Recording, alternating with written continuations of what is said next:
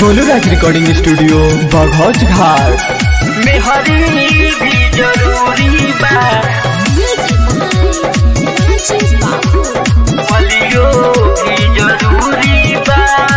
कहल की शादी के दिन बाधर आइल अब पहले कटना बियाहे के आइल कहल की शादी के दिन बाधर आइल अब पहले कटना बियाहे के आइल पाके में हरी भूल तू गइल लागत लिखल दूरी बा मेहरी भी जरूरी बा मलियो भी जरूरी बा। मेहरी भी जरूरी बा मलियो भी जरूरी बा। रहब प्राइवेट हम तोहरे सरकारी का जरूरी बा। मेहरी भी जरूरी बा मलियो भी जरूरी बा। मेहरी भी जरूरी बा मलियो भी जरूरी बा। मलियो भी जरूरी बा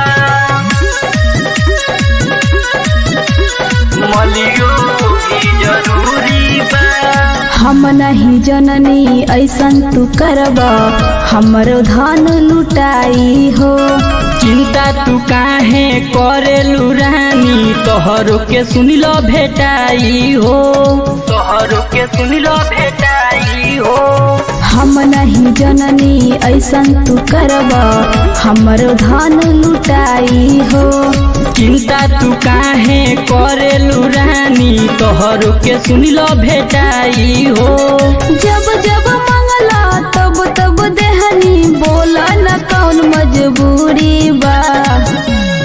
मेहरी भी जरूरी बा मलियो भी जरूरी बा।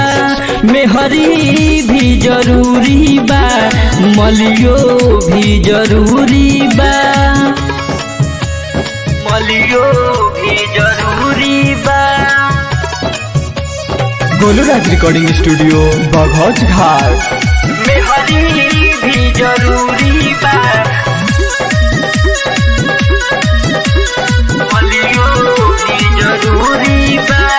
सुख से न रहबा सागर सनेही जितने लोरबा बहाएब हो।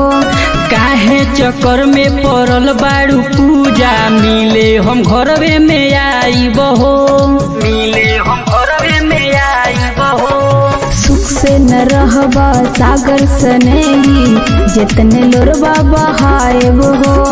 काहे चक्कर में पड़ल बाड़ू पूजा मिले हम घरवे में आईब हो।